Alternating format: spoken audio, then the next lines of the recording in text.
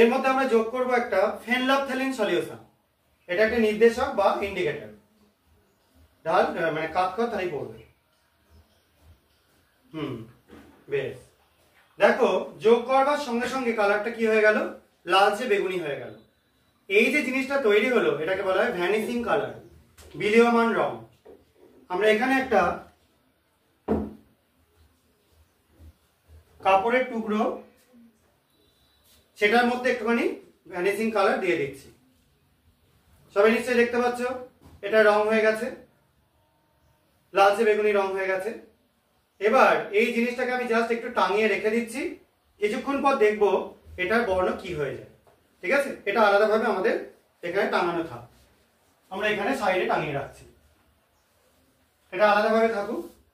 আর এই যে জিনিসটা তৈরি হলো এটা মানে কিসের জন্য হলো, ফেনলাফথ্যালিন নির্দেশকটা ক্ষারে পড়লে এরকম কালারটা তৈরি হয়। ফাইনালি